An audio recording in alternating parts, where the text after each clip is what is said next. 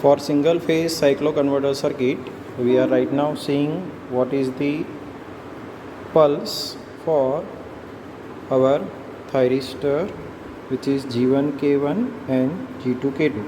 Okay, so this G1K1 and G2K2, we need to provide the pulses. So gate pulses available from here, from a group selector logic circuit, and that I have given to my CRO. Okay, so this is the waveform of the gate pulses that what we are getting. Okay, so these are the gate pulses. We can also able to see that as we are varying the pulse width. Okay, so pulse width is also changing according to our requirement. So according to our cycloconverter's output will also change. Okay, here you can see the gate pulse width is also changing. Okay, now we are seeing the gate pulse 2, okay, on CRO. So what we can able to see that is this is the 180 degree phase shift pulses what we are getting, and for these pulses also we can able to vary the width. So these are given to the our G, that is N1 and N2. So these are given to our N1 and N2 as per our circuit. Okay, so this is the waveform for G2, N1 and N2.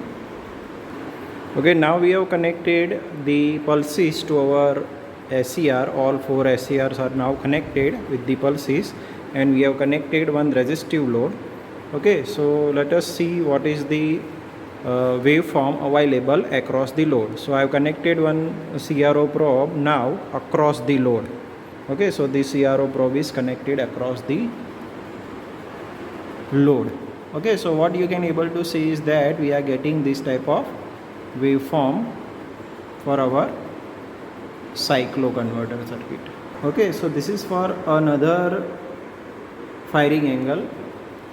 So right now we are getting different firing angles by just changing this particular knob, which is our firing control port.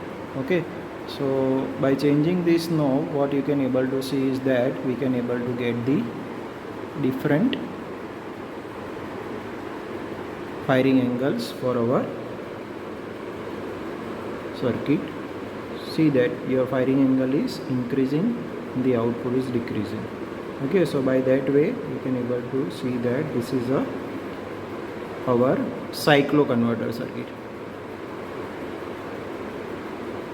Okay, so this is our cycloconverter's output. As we can able to see that we can able to change the firing angle range from starting from 0 to even close to 180.